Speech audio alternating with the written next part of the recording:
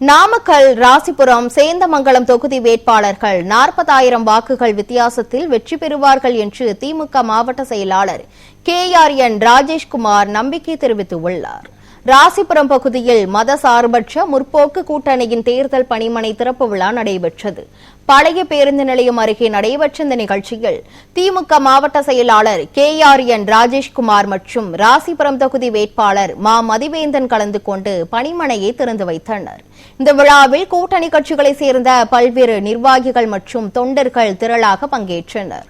அப்போது வேட்பாளர் மதிவேந்தன் வேட்புமனு தாக்கல் செய்ய உள்ளதை தொடர்ந்து செயல் வீரர்கள் கூட்டமும் நடைபெறும் என்று திமுக மாவட்ட செயலாளர் KRN ராஜேஷ்குமார் தெரிவித்தார். மேலும் இந்த தேர்தலில் நாமக்கல், ராசிபுரம் மற்றும் சேந்தமங்கலம் தொகுதிகளில் கூட்டணி வேட்பாளர்கள் 40,000 வாக்குகள் வித்தியாசத்தில் வெற்றி பெறுவார்கள் என்ற நம்பிக்கையையும் அவர் வெளியிட்டார்.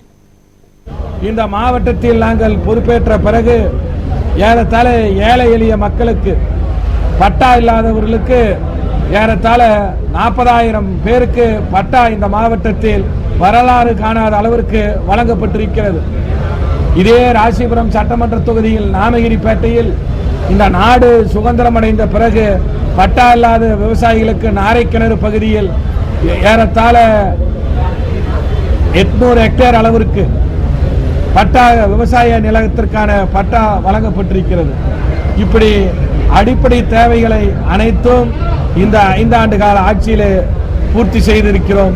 இந்த நாமக்கல் கிழக்கு மாவட்டத்திற்கு உட்பட்டிருக்கக்கூடிய நாமக்கல், ராசிபுரம், சேந்தமங்கலம் ஆகிய சட்டமன்ற தொகுதியினுடைய வேட்பாளர்கள் ஒவ்வொருத்தரும் 40,000 வாக்குகள் வித்தியாசத்தில் வெற்றி பெறுவார்கள் என்பது திண்ணம் என்பதை இந்த நேரத்தில் தெரிவித்துக் கொள்கிறேன். கடந்த 5 ஆண்டு காலத்தில்